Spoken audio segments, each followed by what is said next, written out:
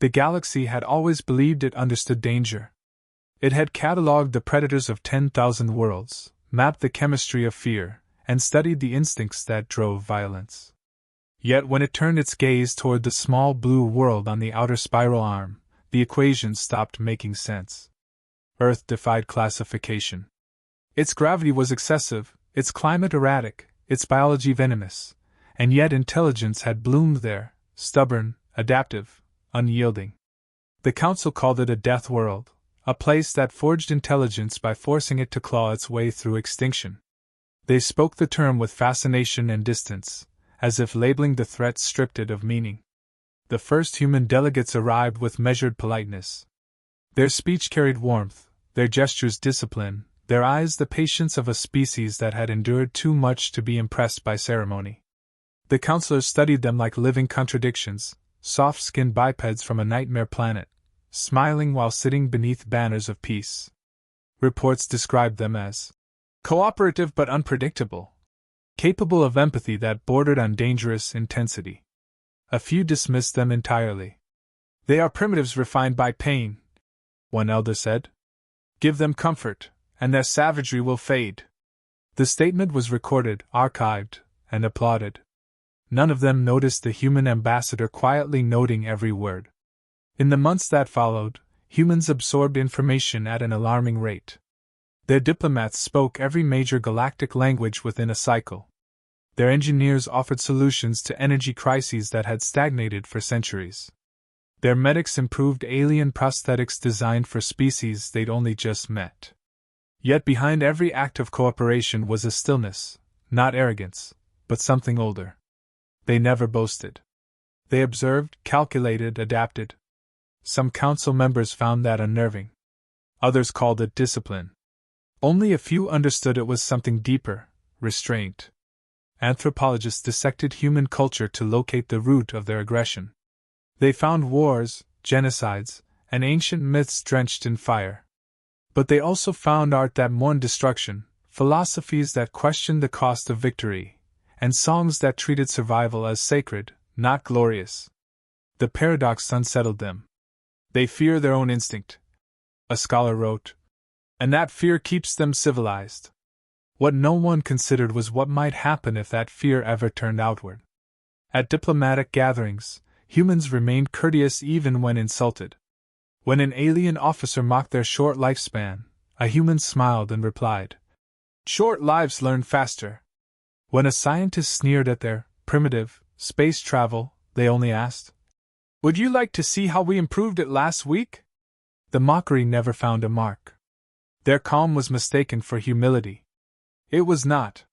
It was the calm of creatures that had stared at extinction and learned that composure is the sharpest weapon of all. Among themselves, they rarely spoke of Earth. But when they did, their tone shifted. The word carried a reverence the council mistook for nostalgia. They did not understand that humans saw their home not as paradise, but as a crucible. Every storm, every disease, every predator had hammered a lesson into their blood: endurance is not optional. The galaxy looked at them and saw a species that had mastered technology. Humanity looked inward and remembered it had mastered fear. In closed sessions, some alien strategists raised concerns. They evolved too quickly, one warned. They adjust too easily. His peers dismissed him. The humans had integrated peacefully, hadn't they? They traded, they negotiated, they smiled. But the strategist's final report ended with a single line: a predator that learns restraint is the most dangerous kind. When the session adjourned, the human observer thanked them for their transparency. His voice was calm, almost kind. Later that night, in his private transmission log, he wrote one note for Earth Command: "They think our savagery sleeps." And across the stars, the blue world that birthed them turned in silence, waiting, not for conflict, not for vengeance, but for the inevitable moment when understanding would replace arrogance. Humanity had no need to roar. The universe would one day listen to its quiet instead. The event began as an insignificant diplomatic exercise, another cooperative mission to display unity between species that barely trusted one another. A derelict war relic had been discovered on a neutral moon, its systems long dead, its weapons cold. A mixed team was assembled: humans, Vrakthi strategists, Lumen engineers, and several others. The mission's goal was data retrieval, but to the humans, procedure mattered more than prestige. They insisted on full hazard protocols, radiation sweeps, and environmental sterilization. Their tone was professional, not fearful, but the others saw caution as weakness. The Vrakthi commander mocked the delays, calling humans fragile thinkers too dependent on fear. Laughter spread across the comms. The warnings were ignored. Human instruments detected unstable power cores buried beneath the relic's crusted plating. The commander dismissed it, eager to claim discovery credit. When the humans withdrew to a safer distance, they were accused of cowardice. Minutes later, the ground ruptured. A shockwave tore through the excavation field. The explosion was brief but precise, a relic's reactor breaching in silence before collapsing into molten dust. The alien commander survived with burns. 2 Lumen engineers were evacuated in critical condition. One human scientist, Dr. Reyes, was gone, atomized because her caution was treated as an insult. The council recorded the event, labeled it an unfortunate accident, and filed it under bureaucratic indifference. But among humans, the footage spread in silence. The laughter from the alien officers echoed through the recording, shrill, mocking, unrepentant. Earth's representatives requested an inquiry, then an apology, then accountability. Each request was delayed, redirected, and quietly buried. "These things happen," the council spokesperson said. "Deathworlders should be familiar with loss." The statement was meant to pacify, it instead detonated in human minds like a moral concussion. The response from Earth was not outrage, it was quiet withdrawal. Embassies reduced personnel. Human trade convoys cancelled routes. Diplomatic channels returned only short acknowledgments: "We have received your message." Nothing else. The council interpreted it as sulking, the arrogance of a young race unwilling to accept the hierarchy of civilization. Analysts predicted the behavior would fade once humans realized isolation harmed their economy. But ships from Sol began to vanish from official registries, their transponders replaced with encrypted signals untraceable to any known protocol. Rumors spread that Earth was mobilizing, but sensors showed no fleet movement. Their colonies remained quiet, communications routine, no open military exercises. Yet something was off.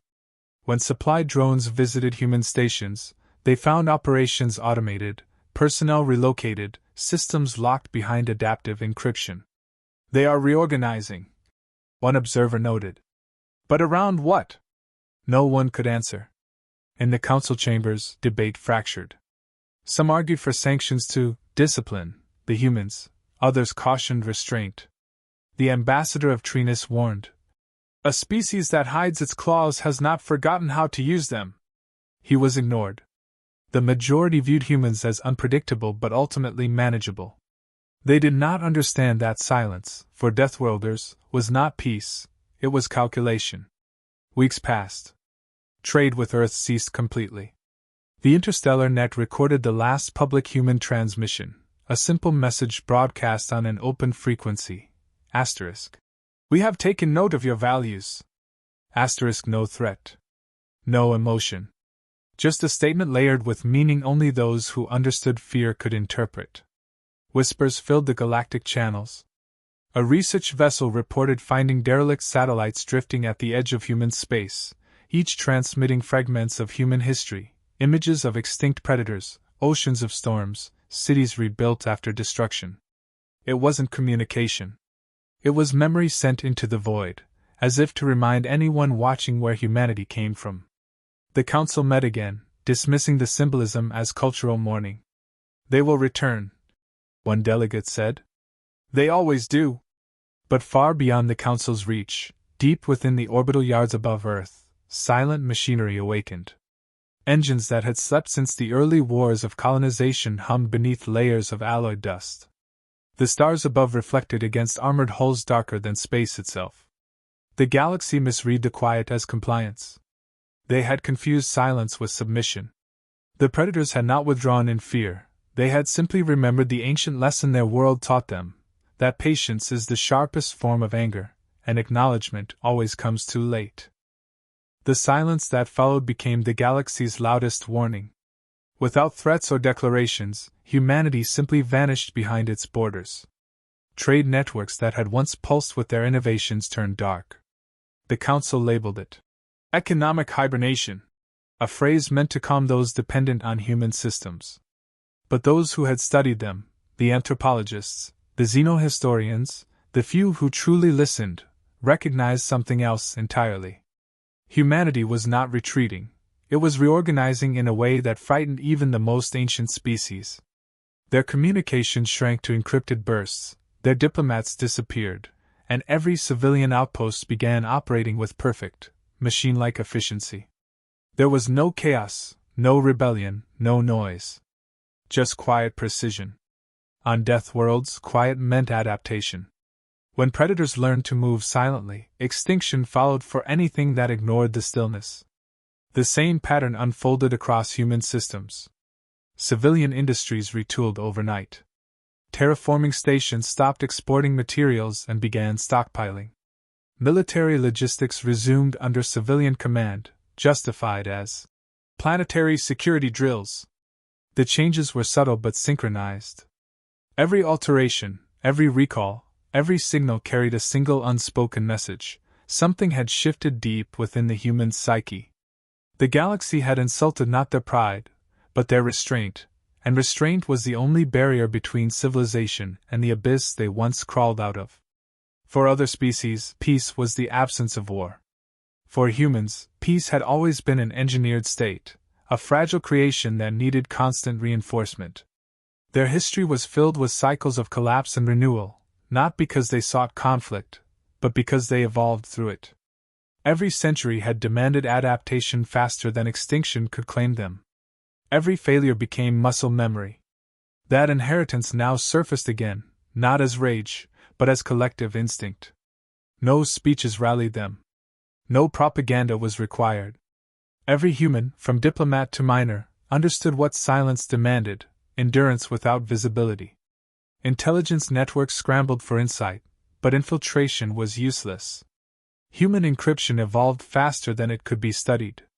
Artificial intelligences that once operated under joint treaties severed contact, bound by directives that predated the Council's existence. Observers stationed on human colonies reported something they could not quantify: an atmosphere of focused calm. People worked longer, spoke less, and moved with intent, as if guided by an understanding no outsider could share. When one analyst described them as preparing for inevitability, her report was deleted from the Council archives within the hour. Psychological evaluations offered nothing reassuring. Simulations of human behavior under perceived betrayal predicted extremes: total isolation or retaliatory action of unprecedented scale. Yet none of these models accounted for a third option: deliberate equilibrium. Humanity had learned across millennia that reaction gave enemies power. So they did not react. They adapted until the very concept of control reversed direction. While others speculated, humans acted, unseen and unprovoked. Scholars argued about the moral aspect of their evolution. Could a species born from relentless survival ever truly abandon its nature? The conclusion came quietly among those willing to see: they never abandoned it, they domesticated it. Civilization had been humanity's method of caging the beast, not killing it. When pushed, that cage did not break in fury, it opened with purpose. What the galaxy mistook for submission was a phase shift into something older, colder, and infinitely patient. Inside council chambers, attempts to re-establish contact went unanswered. Delegates suggested economic incentives, symbolic gestures, even formal apologies. Nothing returned. Then came the anomaly: an encrypted signal detected on multiple council channels, broadcasting from no identifiable origin. It was composed of pure data, carrying no message, no threat. But within its structure lay a pattern recognized only by a few historians: the genetic sequence of an extinct Earth predator, encoded across centuries-old communication wavelengths. It was not meant to intimidate. It was a statement of identity. At that moment, every analysis, every dismissal, every assumption shattered. Humanity had not disappeared, they had remembered. Not vengeance, not hatred, but the simple, terrifying awareness of what they were capable of when provoked. For the first time in centuries, the galaxy's most advanced civilizations realized they had never domesticated the Deathworlders. They had merely awakened their instinct to wait. When movement finally came, it was almost invisible. Patrol beacons along the border of human space began returning scrambled telemetry, their feeds looping harmlessly until technicians noticed hours too late that the data had been replaced with recorded static. Merchant routes that brushed near Sol reported interference across entire bands, like something vast was folding space without leaving a trace. The Council ordered reconnaissance fleets to investigate. None vanished. They simply stopped transmitting, their systems reappearing days later in perfect condition, crews uninjured but memories blank. Their ships carried new markings etched into their hulls, a single human phrase rendered in alien script, *observe restraint, *. The phrase reached every major power. Panic followed speculation, but Earth sent no explanation. Intelligence divisions demanded proof of military buildup, yet scanners detected no fleet formations, no energy spikes, no weapon signatures. Still, stations began to notice unregistered objects at the edges of sensor range, moving in coordinated silence. Black silhouettes that emitted no light, no signature, only gravity ripples. When triangulated, their paths formed a sphere around Council territory, a boundary drawn without declaration. Attempts to hail the humans met with static. Negotiators pleaded for dialogue, invoking shared treaties. Every message was acknowledged automatically, then deleted from the network seconds later. It was not aggression, it was exclusion. One Council envoy compared it to being politely erased. On dozens of worlds, civilians protested the silence, fearing invasion. The military prepared countermeasures, but none dared strike first. The uncertainty hollowed them faster than open conflict ever could. Then, one cycle later, the blackout began. Communications across 5 sectors failed simultaneously. Transit relays, banking systems, planetary defense grids, every network connected through human-designed quantum relays went dark. The galaxy had relied on human engineering so completely that their absence became paralysis. No explosions, no destruction, only the unbearable weight of nothing functioning. For hours, Starside civilizations faced their own vulnerability reflected back at them. Every screen displayed a uniform message written in every galactic language, *. We taught you efficiency. We withheld consequence. *. The message ended without signature or demand. Within hours, systems returned to normal. No damage. No ransom. Only proof. The Council convened in emergency session, their chambers buzzing with fear disguised as authority. Half the delegates demanded retaliation, the rest urged apology. Yet neither option held meaning now. The humans had demonstrated power without violence, dominance without occupation. They had shown that they could end civilization simply by withdrawing what they had built. And still, Earth remained silent. Their fleets, now confirmed through deep space scans, were immense yet unarmed in appearance. No emission trails, no external weaponry, vessels designed not for conquest, but deterrence. Each ship carried symbols of extinct Earth species, engraved along the hulls like ancestral totems. The Council named them Echo-class constructs. Within their presence, electronic systems faltered, gravity distorted slightly, and sensors returned readings inconsistent with known physics. They neither advanced nor retreated, they simply waited. A day later, one signal reached the Council directly. No voice accompanied it, only data translated into words by automatic systems, *. Acknowledgement requires understanding. Understanding requires fear. Every planet connected to the Council grid experienced a synchronized energy drop.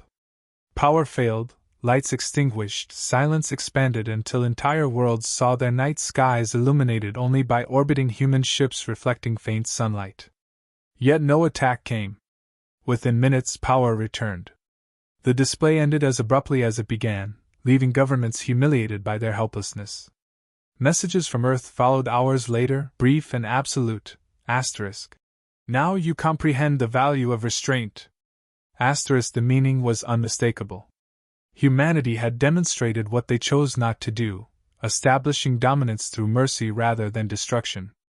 In that stillness afterward, a realization spread like infection among every sentient race. Humans had not changed. They had clarified what being from a death world truly meant. They had shown that the savagery the galaxy feared was not about killing. It was about possessing the capacity to destroy everything, and choosing not to. The aftermath arrived not with applause or rebellion but with a stillness that felt like reverence. The galaxy resumed its routines under the quiet realization that survival now existed on human terms. No treaties were rewritten, no threats delivered, yet every government amended its policies overnight. Entire fleets were reassigned to defense, not out of strategy but instinct. They had seen power exercised without violence, and that display reshaped the definition of fear. For the first time in recorded memory, the Council stopped discussing dominance and began speaking of humility. The Deathworlders had not conquered them, they had forced them to confront how fragile their peace truly was. In the weeks that followed, humans reappeared on the communication grid. Their diplomats returned with calm, deliberate professionalism, behaving as though nothing unusual had occurred. They accepted apologies without emotion, restored trade routes, and resumed their contributions to galactic research. When asked about the blackout, they simply said it had been a necessary correction. The phrase unsettled everyone more than any declaration of war could have. Their tone was neither threatening nor proud, merely factual, the voice of a species aware that its restraint was the only reason others still thrived. A council inquiry attempted to uncover the intent behind humanity's actions.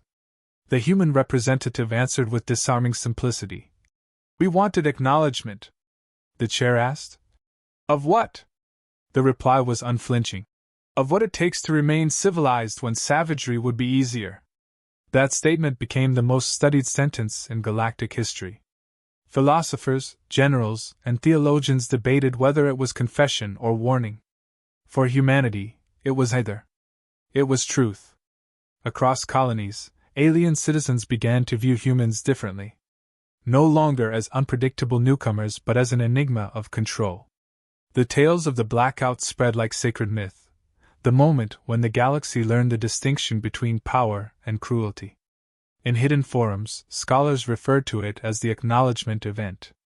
Those who had once mocked Earth's violent past now quoted its philosophers and studied its art, searching for the logic behind such precision in mercy.